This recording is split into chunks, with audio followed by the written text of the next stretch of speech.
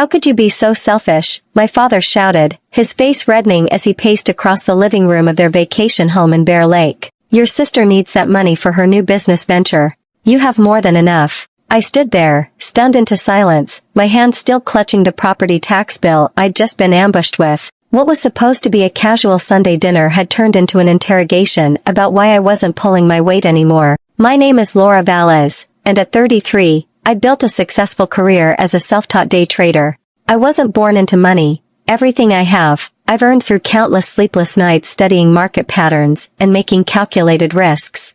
For the past 5 years, I'd been quietly paying the property taxes on my parents' vacation home, covering my younger sister, Mary's, car payments, and funding family vacations without complaint. It was my way of giving back to the family that raised me, or so I thought. "Dad, I've been paying for everything for years," I finally managed, my voice steadier than I felt. "The property taxes, Mary's business trips, Mom's medical bills that insurance didn't cover.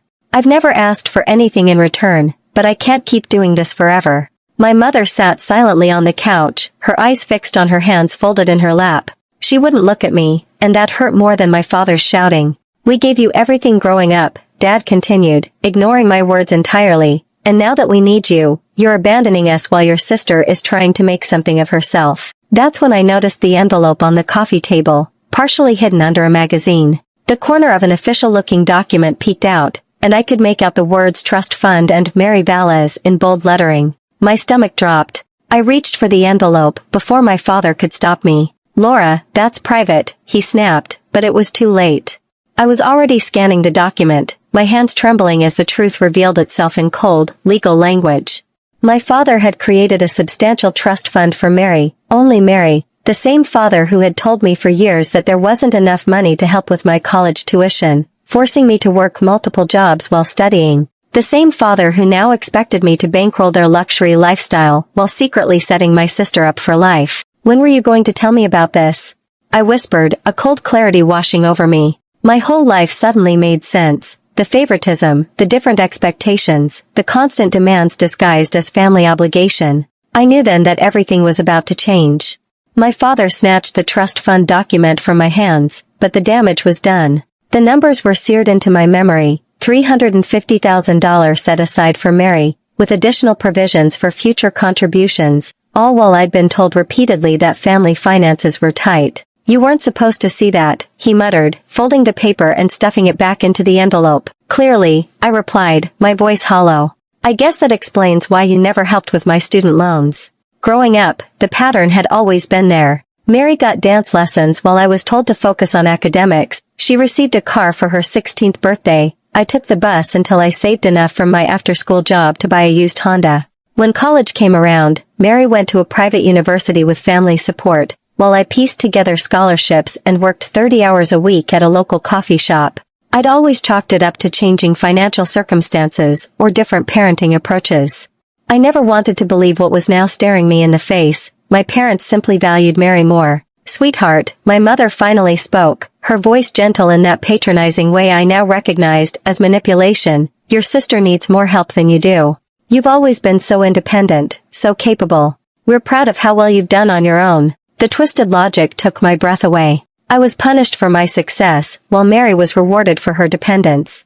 "All those times I asked for help," I said slowly, memories flooding back. "When I was working 2 jobs during college and barely sleeping, when my car broke down and I couldn't afford repairs, when I needed a security deposit for my first apartment, you said you couldn't help. But the money was there, it was just earmarked for Mary." Dad shifted uncomfortably. "Investment decisions aren't that simple, Laura. We had to think about the future." "Just not my future," I replied.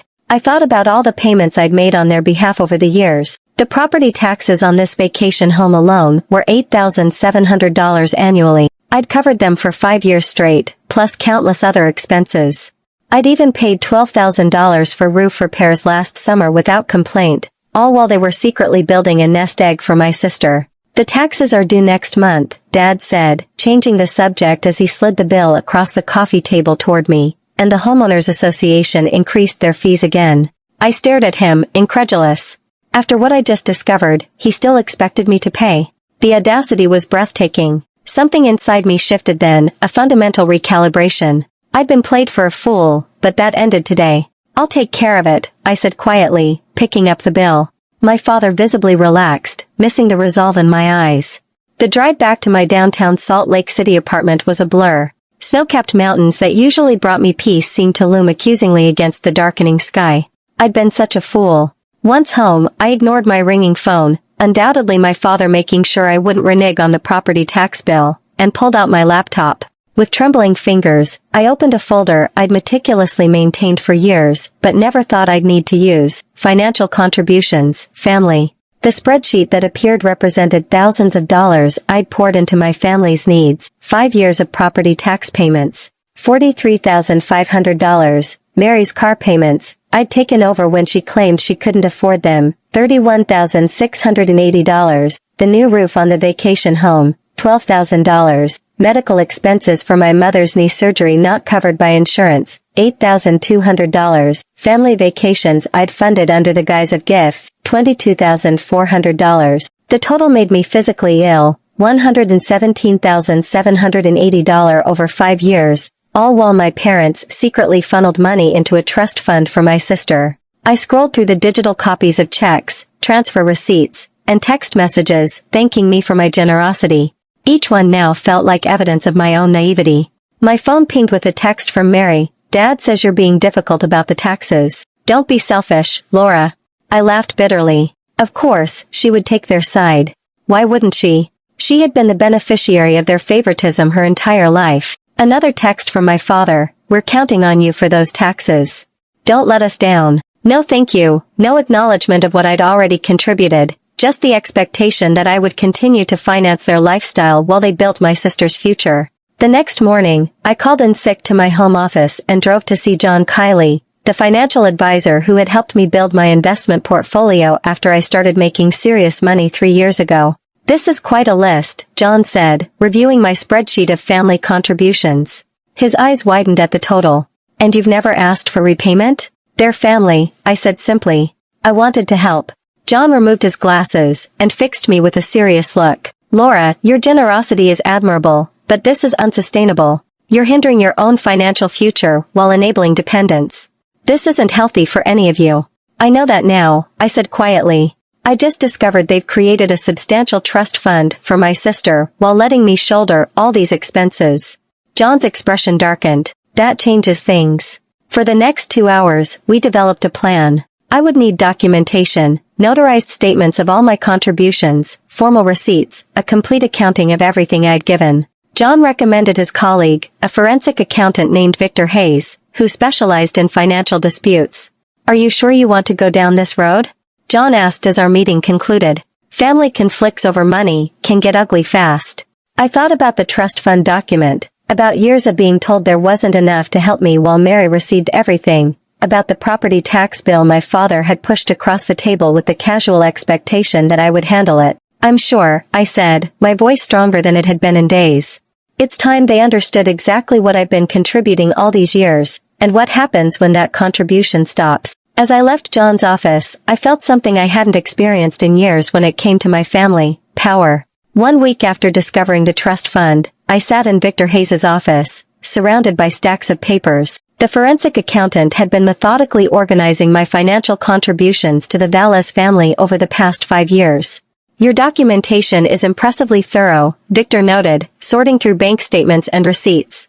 "Most people don't keep records this detailed." My day trading background had instilled good record-keeping habits. Every transaction, every transfer, every expense, all meticulously tracked and categorized. "So, what's the total damage?" I asked, steeling myself for the answer. Victor slid a document across his desk. The final tally was even worse than my initial calculations: $132,745. The additional $14,965 comes from interest you've lost by diverting these funds from your own investments, he explained. "Based on your portfolio's performance over this period, that's a conservative estimate." I nodded, feeling a strange mix of vindication and grief. The numbers made the betrayal concrete, undeniable. "What now?" I asked. "That depends on what you want," Victor replied. "If you're seeking legal restitution, we could build a case, though family financial matters can be complicated without written agreements. If you're simply documenting this for your own closure or as leverage in family discussions, We can prepare a comprehensive financial statement. The second option, I said, for now. As Victor prepared the documentation, my phone buzzed with text messages.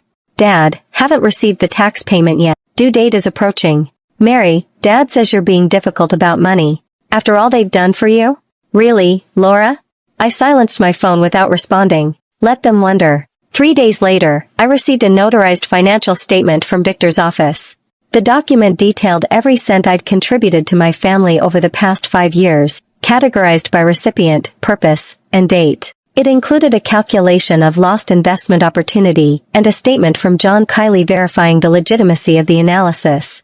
That same evening, I received a call from my mother. Laura, your father is concerned about the property tax payment, she began, her voice carefully modulated to hide any tension. The due date is next week. I know when it's due, Mom. Well, will you be handling it? You've always been so reliable about these things. The casual assumption in her voice ignited something in me. 5 years of payments without a single thank you. 5 years of giving while they secretly built my sister's nest egg. Not this time, I said quietly. A long pause. What do you mean? I'm not paying the property taxes anymore, or any other family expenses. But, we're counting on you. The money is already allocated elsewhere. Her voice had a frantic edge now. To Mary's trust fund, you mean? The words hung in the air between us. Another long silence. Your father told me you saw that. Laura, you have to understand. I understand perfectly, Mom. I understand that I've contributed nearly $120,000 to this family over the past 5 years, while you and Dad have been telling me there wasn't enough money to help with my education or housing. I understand that I've been financing your lifestyle while you've been securing Mary's future. That's not fair, she protested weakly. No, it's not, I agreed, and I'm done with it. I ended the call and turned my phone off completely, knowing the real storm was yet to come. My father wouldn't take this lying down. He'd always seen my financial support as an obligation, not generosity. The next morning, I opened my laptop and made 3 significant changes. First, I canceled the automatic payment for Mary's car. Second, I removed myself as an authorized payer on all family accounts. Third, I transferred $120,000 from my brokerage account to a new, separate investment fund labeled My Future. For the first time in years, I felt unburdened, the weight of constant family financial expectations lifted from my shoulders. The fallout was swift and explosive. By noon, my phone was bombarded with messages. I finally turned it back on during my lunch break, watching notifications flood my screen with a strange detachment. Mary called 7 times before sending a series of increasingly frantic texts. What the hell, Laura? The bank says my car payment was declined. Are you trying to ruin my credit score? I have plans this weekend. Dad is furious. Fix this now. My father's messages were more direct. Call me immediately. This is unacceptable behavior. You can't just abandon your responsibilities to this family. I ignored them all and focused on my trading day. The markets were volatile, requiring my full attention. Only after closing my positions did I listen to the single voicemail my mother had left. Laura, please, her voice trembled, your father is beside himself. The property tax notice came with a late fee warning. Mary can't make her car payment, she'll lose her vehicle. We don't understand why you're doing this. Whatever's upset you, we can talk about it. Please call us back. No recognition of the trust fund issue, no acknowledgement of years of my financial support, just pressure to resume the status quo. I was composing a measured response when my intercom buzzed. The building security guard's voice came through the speaker. Ms. Velez, your father is here demanding to see you. He's quite insistent. My stomach tightened. Tell him I'm not available. He's saying he won't leave until you come down. I sighed. Then call the police if he refuses to leave. Very well, ma'am. 20 minutes later, I received a text from an unknown number, my cousin, Tom Giles. Just saw Uncle Greg being escorted from your building by security. What's going on? Are you okay? I hadn't spoken to Tom in months. I texted back, I'm fine. Family financial disagreement.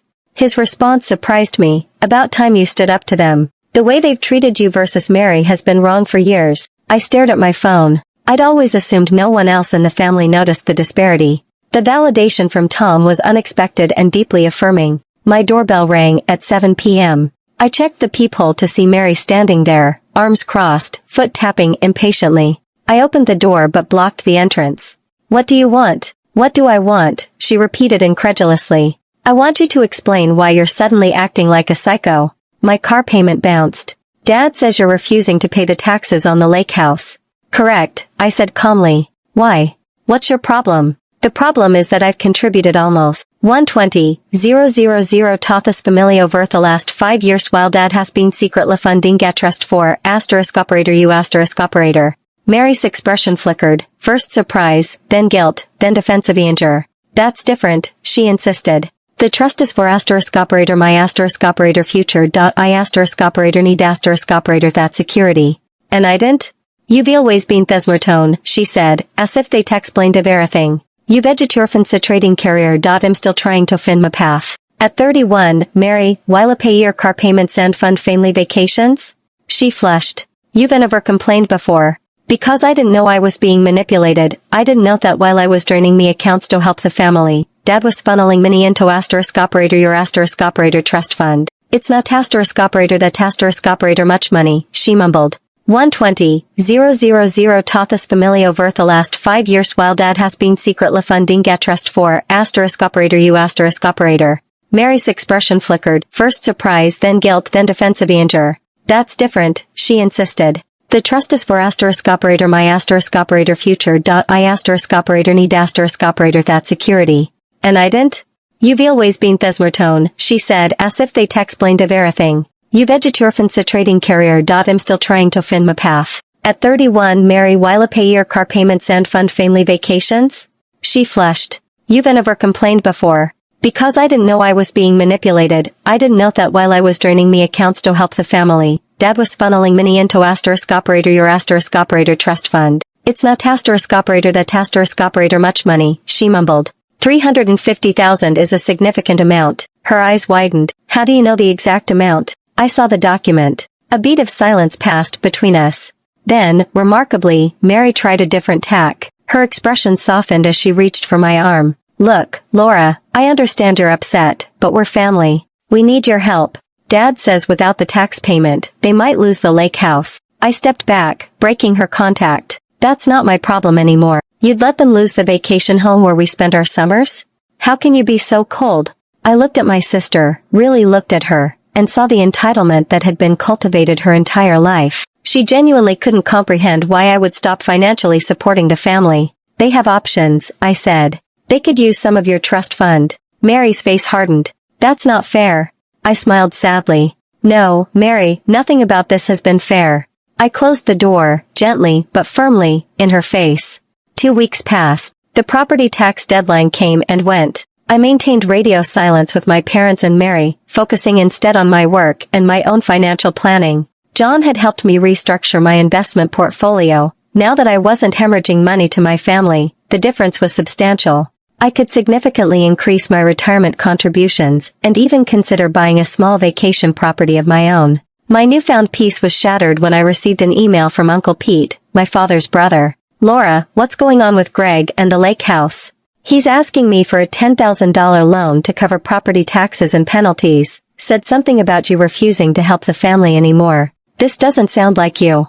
I sat staring at the screen, a bitter laugh escaping my lips. So, my father was approaching other family members for money rather than touching Mary's sacred trust fund. I carefully composed a reply, attaching a PDF summary of my financial contributions to the family over the past 5 years, along with a brief explanation of the trust fund situation. Uncle Pete's response came within an hour. Holy hell, Laura.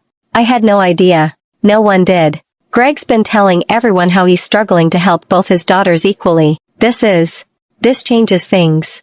The next day, my cousin Tom called. Laura, there's something you should know, he said, his voice urgent. There's a family meeting happening at your parents' house this weekend. Uncle Greg called it to discuss Laura's abandonment of the family. He's trying to rally everyone against you. My stomach tightened. Thanks for telling me. There's more, Tom continued. I overheard my dad talking to your father. Apparently, they're planning to guilt you into not just resuming payments, but covering all the late fees and penalties, too. They're framing it as you deliberately damaging the family legacy. The audacity was breathtaking. Are you going to this meeting? I asked. Yes, and so are you, Tom said firmly. You need to set the record straight. I'll back you up. I agreed, though anxiety churned in my stomach. Confronting my father with the extended family present would be challenging, but perhaps necessary. When Saturday arrived, I dressed carefully in a professional black pantsuit that always gave me confidence during tough negotiations. I drove to my parents' house with the complete financial documentation from Victor, including the notarized statements and calculations of lost investment opportunity. The living room fell silent when I walked in. My father stood by the fireplace, clearly in mid-speech. Aunts, uncles, and cousins sat around the room, their expressions a mix of confusion and concern. Mary sat beside our mother on the sofa, both looking uncomfortable. "Laura, my father recovered quickly. I'm glad you decided to join us. We were just discussing the family vacation home situation." "I'm sure you were," I replied evenly, setting my briefcase on the coffee table. "And I'm sure you provided everyone with all the relevant financial information." His eyes narrowed. "We're discussing your refusal to meet family obligations." "Interesting." I opened my briefcase, because I have 5 years of financial records showing over $118,000 in family obligations I've already met, money that apparently wasn't available to help with my education or housing, but was somehow available for Mary's trust fund. A ripple of murmurs spread through the room. My aunt, Kathy Jones, always direct, spoke up. "What trust fund?" I looked at my father, giving him the opportunity to answer. When he remained silent, I passed copies of the summary document to everyone in the room. For the past 5 years, I'd paid the property taxes on the lake house, covered Mary's car payments, funded family vacations, and more, totaling nearly $120,000. During the same period, my parents established a $350,000 trust fund exclusively for my sister. The room erupted in overlapping voices. My father's face flushed deep red. "These are private family matters," he thundered. "Exactly," Uncle Pete interjected, standing up. "Family matters, and in this family, we should treat our children equally." I hadn't expected this level of support. As the room divided into heated discussions, my father's gaze locked with mine. In his eyes, I saw something I'd never witnessed before: fear, the fear of exposure, of his carefully constructed narrative crumbling. And behind that fear, something even more unexpected: respect. The family meeting ended with my father storming out and my mother tearfully following him. Mary sat frozen on the couch, avoiding eye contact with everyone. The rest of the family lingered, processing the revelations.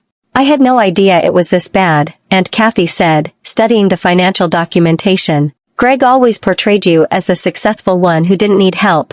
Uncle Pat shook his head. "This isn't right. The lake house has been part of our extended family memories for years. If you've been paying those taxes all this time, you should have some ownership stake." I hadn't considered this angle. The vacation property was titled solely in my parents' names, despite my significant financial investment in it. "I don't want the house," I explained. "I just want them to recognize the unfairness of the situation." Tom placed a hand on my shoulder. "Recognition isn't enough, Laura. There should be consequences." 3 days after the family meeting, my phone lit up with a text from my father. No apology, no acknowledgement of wrongdoing, just 4 terse words: "The property taxes are due." I stared at the message, incredulous at his audacity. After everything that had been revealed, he was still treating me like his personal ATM. That evening, I received an unexpected call from my mother. "Laura," her voice was hesitant, "your father isn't handling this well. The lake house means everything to him. More than treating his daughters equally?" I asked her. Silence was telling. "Mom, I've contributed nearly $120,000 to this family. Dad created a $350,000 trust fund for Mary without ever offering me similar support. The disparity is glaring." "I know," she admitted quietly. "I've always known it wasn't right, but your father makes the financial decisions," I finished for her. "I understand, but this is where it stops." The next morning, I texted my father back with a single attachment, a photograph of the complete, notarized financial record of my contributions over the past 5 years, with the total circled in red. No message was necessary. The documentation spoke for itself. An hour after sending the photo, my phone rang. I expected my father's angry voice, but instead heard Mary's. "Laura," she sounded shaken, "Dad just showed me all the documentation you sent. Is it really that much, over $132,000? "Yes, it is," I confirmed. "Every penny documented and verified by a forensic accountant." There was a long pause. "I had no idea," she said finally. "Dad always told me you were helping a little here and there, because you had extra money. He never said you were covering major expenses while he was building my trust fund." Her voice cracked on the last words. For the first time, I heard genuine remorse from my sister. Laura, I don't know what to say. I feel terrible. It's not entirely your fault, I conceded. Dad created the situation. But I benefited from it, she said, and I never questioned it. I just assumed I deserved the help. Another long pause followed. Then, Mary surprised me. I'm going to fix this, she declared. It's not right. Before I could ask what she meant, she hung up. The next day, I received formal documentation from my father's attorney. The property taxes on the lake house had been paid in full, along with a legally binding amendment to the ownership. I now owned a 25% stake in the property. Attached was a note from the lawyer explaining that Mary had insisted on using funds from her trust to cover the taxes and legal fees for the ownership transfer. My phone buzzed with a text from my father. This wasn't necessary. Family helps family. I didn't respond. His message revealed that he still didn't understand, or refused to acknowledge, the fundamental unfairness of his actions. Minutes later, another text arrived, this one from my mother. Your father is struggling with this, but I want you to know I'm proud of you for standing up for yourself. I should have done the same years ago. That evening, Mary called again. I've asked Dad to split the trust fund equally between us, she said. He refused at first, but Uncle Pete and Aunt Kathy backed me up. He's meeting with his financial advisor tomorrow to make the arrangements. I felt a weight lifting, not because of the money itself, but because of what it represented, acknowledgement, fairness, respect. Thank you, Mary, I said sincerely. No, she replied, thank you for finally making us face the truth.